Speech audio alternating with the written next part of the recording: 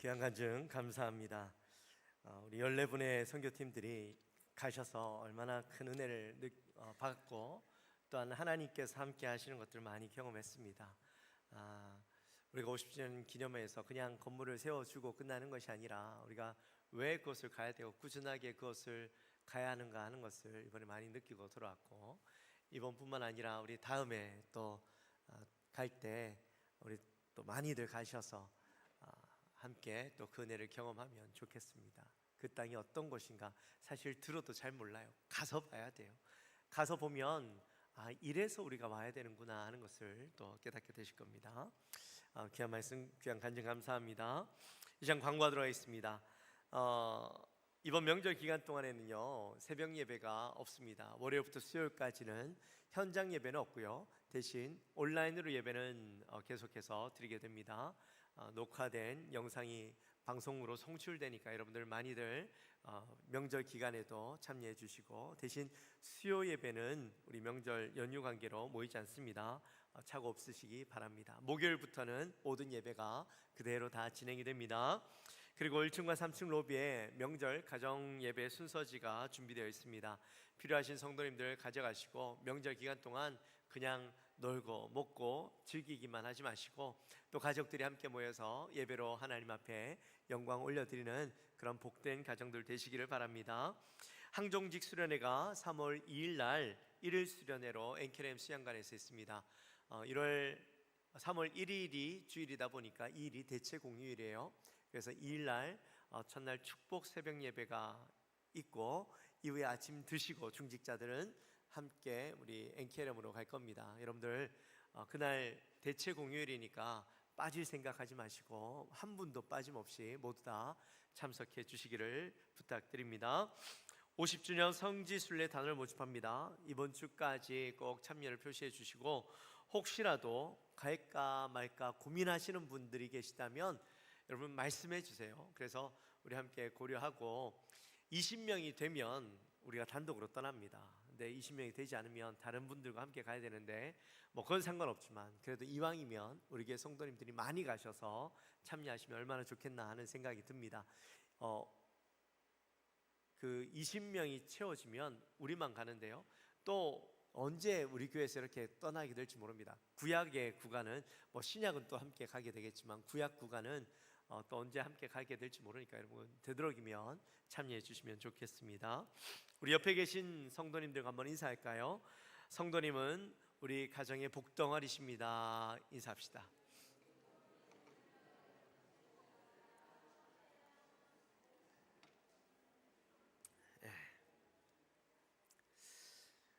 이제 내일부터는 우리 고유의 명절인 설 연휴가 시작이 됩니다. 벌써부터 많이 떠나신 것 같아요.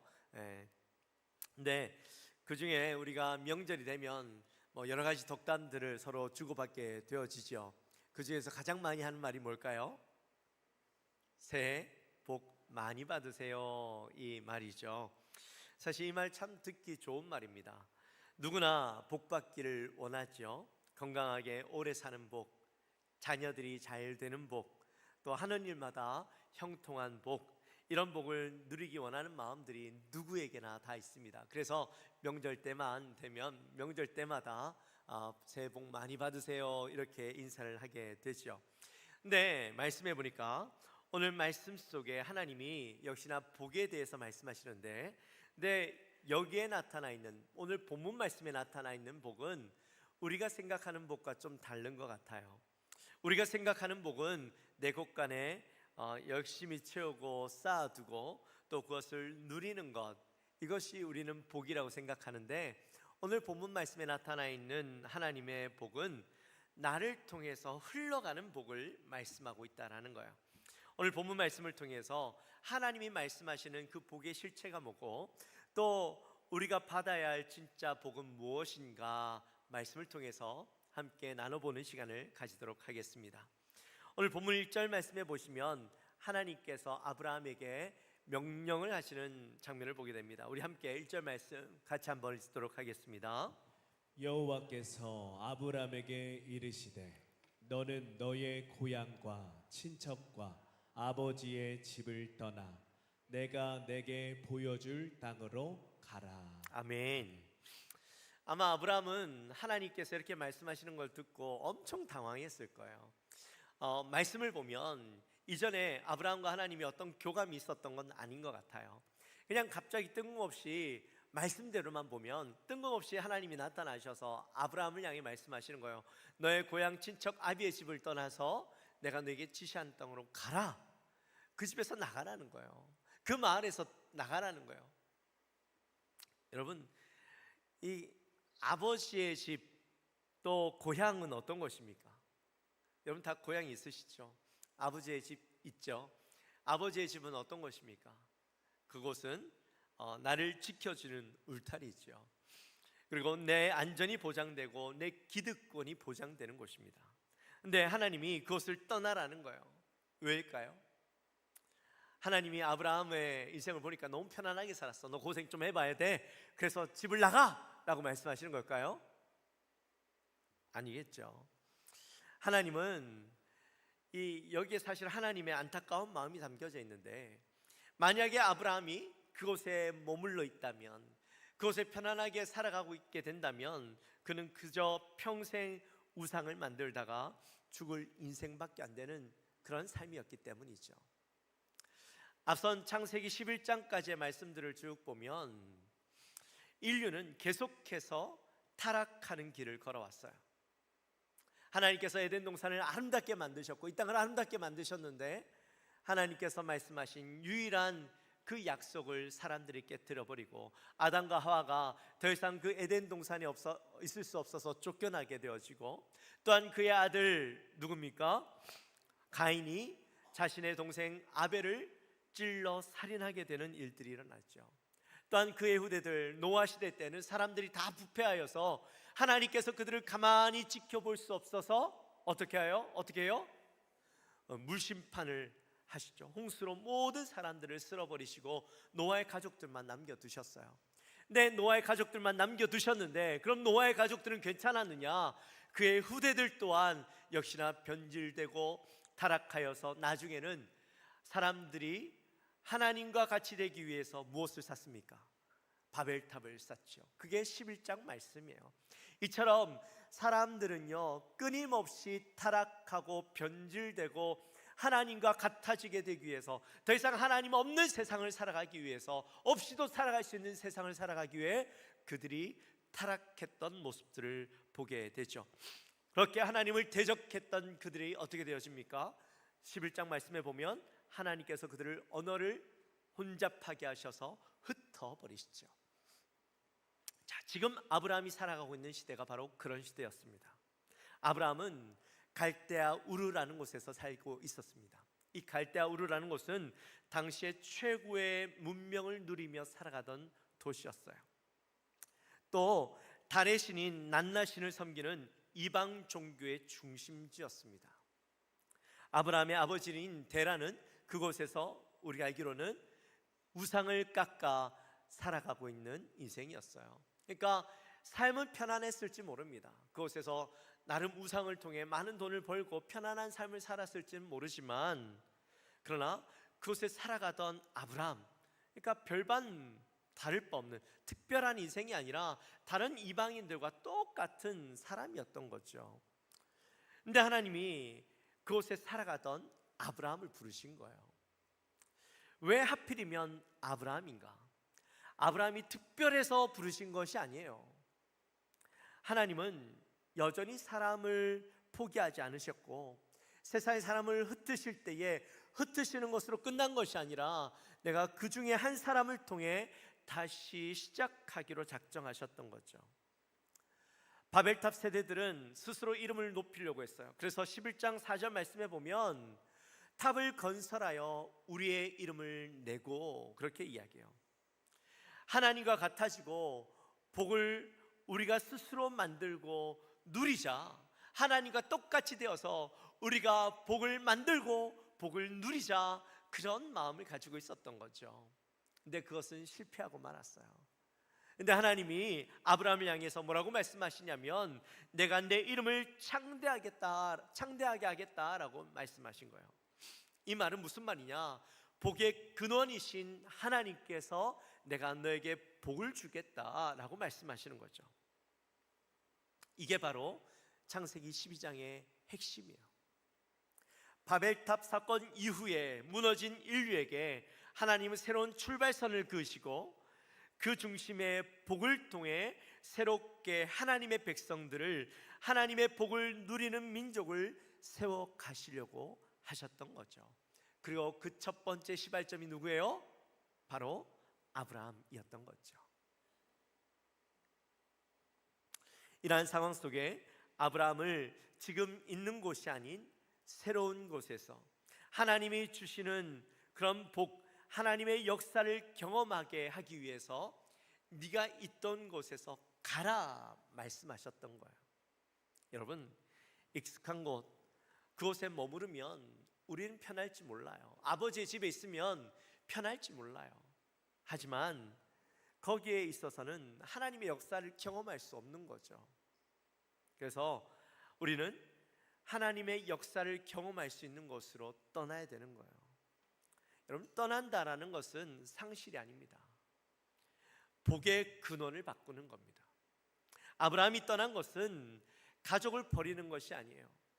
그곳에서 하나님이 말씀하신 내가 본질적으로 내가 섬기고 있던 우상을 버리고 내 삶에 하나님을 모시는 것, 하나님을 내 주인으로 모시는 삶을 이야기하는 것이죠.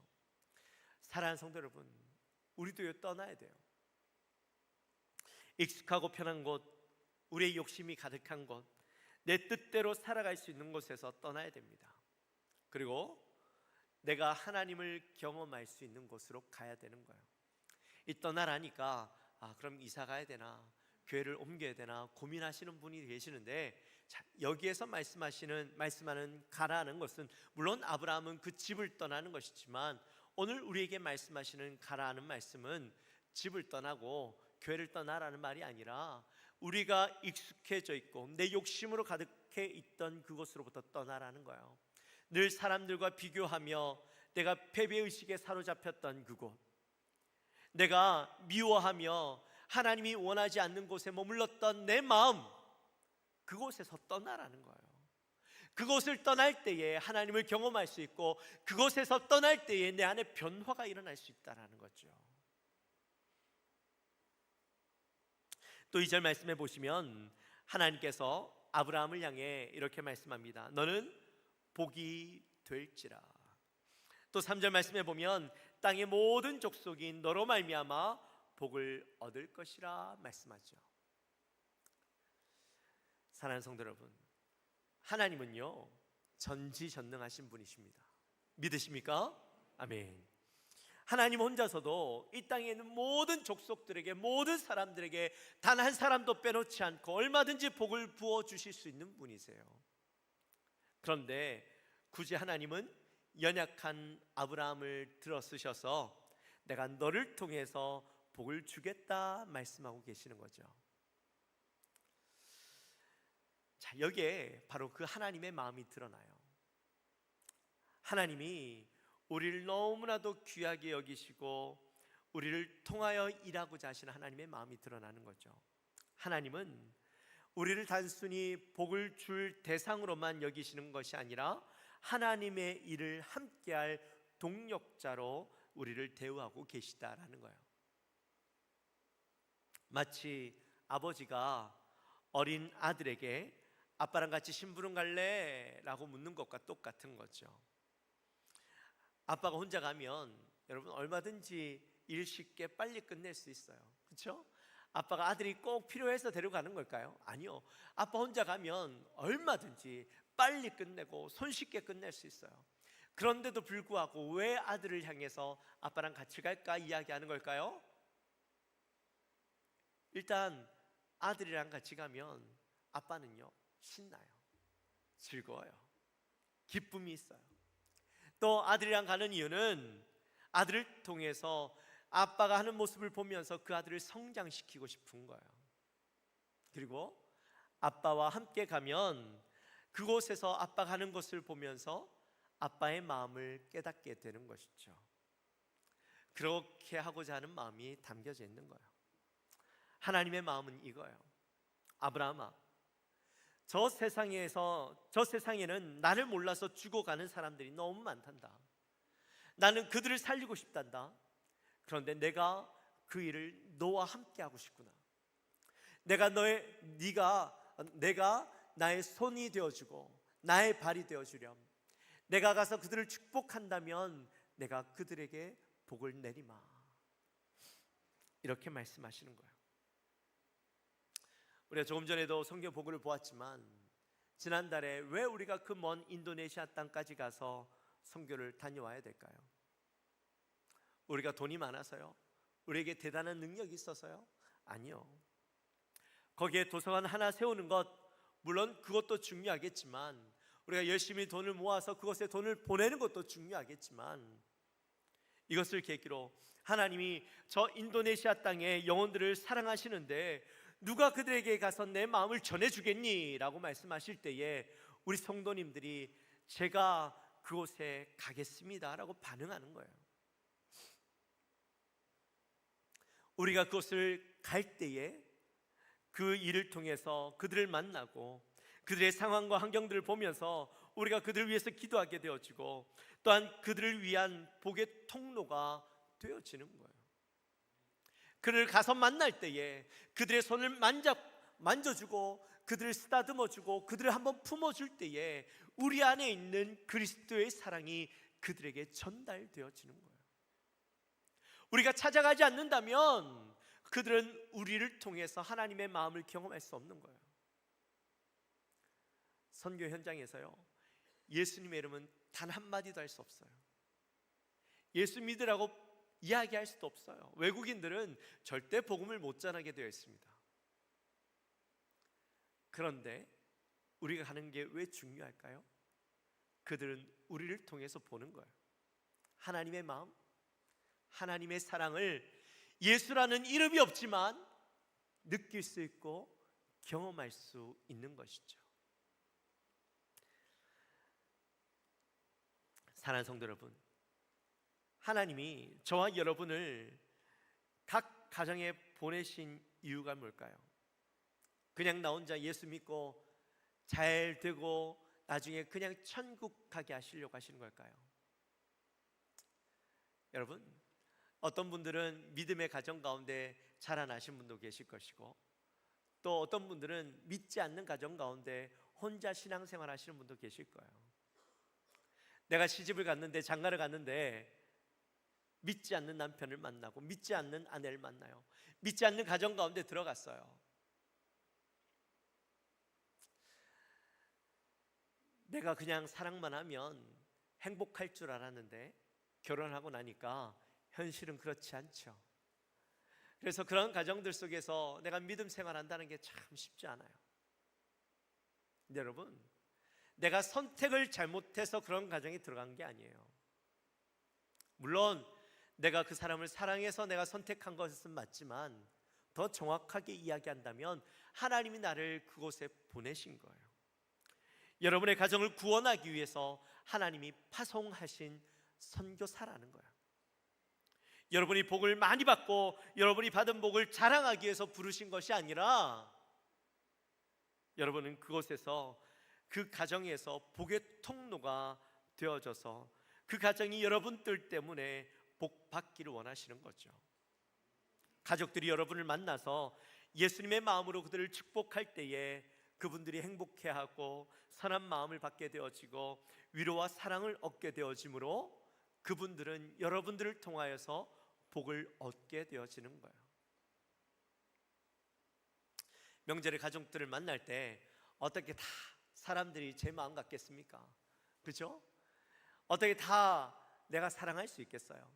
때로는 고부간의 갈등도 있을 것이고, 또 가면 이 얄미운 동서들이 있죠. 나만 죽어라 일하는 것 같고 저 동서는 자꾸 요리 빠지고 저리 빠지고 나만 고생하는 것 같은 그런 마음이 들 때도 있을 거예요. 시댁에 가면 이 남편들이 그곳에 가서는 자꾸 돌변해가지고, 그죠? 나만 외톨이가 되는 것 같은 그런 마음이 들 때도 있을 거예요. 근데 여러분, 그렇다라고 해서 피해야 되는 곳인가요? 아니요. 여러분, 그것은 여러분이 선교사로 파송받은 곳이에요. 그럼에도 불구하고 그곳에서 그리스도의 사랑을 전하고 그리스도의 사랑을 마음껏 여러분을 통해 흘러갈 수 있도록 해야 되는 거예요. 때로는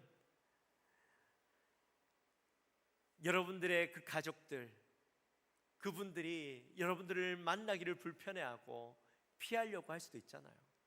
그렇다면 여러분들은 하나님께서 여러분들의 보내신 사명을 잘못 감당하고 있는 거예요. 3절 말씀에 보면 너를 축복하는 자에게는 내가 복을 내리고 말씀해요. 누군가가 여러분들을 복을 주면, 여러분들을 격려하고 사랑해 주면 하나님이 그분들에게 복을 주시기도 하시겠지만, 반대로 생각하면 우리가 우리의 가족들을 향하여 격려하고 위로하고 복을 주면, 복을 빌어주면 어떻게 해요? 그분들이 복을 받아 누리기도 하겠지만 그 복이 가지 않은 복은 도리어 나를 향하여 다가온다라는 거예요. 그러면 우리는 어떻게 해요? 복을 빌어주는 것이 손해입니까? 나에게도 유익입니까? 유익이죠. 그러므로 여러분, 누가 나를 어떻게 대하느냐 기대하기 전에 내가 먼저 그 가족들에게 복의 말, 격려의 말, 감사와 사랑의 말을 전하는 사람이 되십시오. 그럴 때 여러분들은 진정한 복의 통로가 되어지고 여러분들은 그 가정 가운데 복덩어리가 되는 거예요. 이제 말씀을 마칩니다. 사랑하는 성도 여러분, 하나님은 아브라함 한 사람을 부르셔서 세상을 구원하는 큰 그림을 그리셨어요. 아브라함을 통해 복의 통로가 되게 하시고 아브라함이 그 가정을, 또한 그 민족이, 그 후대들이 복을 받고 하나님의 사람, 하나님의 백성이 되는 복을 누리게 하셨어요. 또 하나님은 자신의 아들 독생자 예수 그리스도를 이 땅에 보내셔서 사망과 죽음의 절망 가운데 살아가고 있는 그들에게 구원의 복이 되게 하셨어요. 이처럼 하나님의 역사는 작고 보잘것없는 한 사람, 너무나도 평범해 보이는 한 사람을 통하여 하나님의 역사를 이루어 가셨다라는 거예요. 오늘도 하나님은 저와 여러분 한 사람을 통하여서 여러분들의 가정에 복을 주시기를 원하십니다. 그래서 나를 그곳에 세우셨어요. 나는 그곳에서 복이 되어져야 되는 겁니다. 내가 그들을 축복하고 그들을 격려하고 사랑할 때에 여러분들의 가정이 복을 받아 누리게 될 것입니다. 이번 설명절 여러분 가셔서 인상 쓰고 있지 마시고, 일만 하다가 왜 나는 일만 해야 되나 푸념하지 마시고, 그곳에서 기쁨의 얼굴을 가득하고 그들을 축복하십시오. 가족들을 축복하십시오. 격려하십시오. 세워주십시오. 그러면 여러분들은 그 가정에서 축복의 통로가 되어지고 하나님께서 아브라함을 통하여 그 가정이, 그 민족이 복받게 하셨던 것처럼 여러분을 통하여 여러분의 가정이 복받게 되어질 줄 믿습니다. 그렇게 가족의 복의 통로가 되어주시고, 더 나아가서 그러한 모습들이 여러분들 안에서 끊임없이 나타날 때에 우리가 품고 기도하는 열방 위에 여러분의 모습을 통하여 복을 누리게 하시는 진정한 복이 되어지시는 우리 모든 성도님들 되어지시기를 주님의 이름으로 축원합니다. 축원합니다.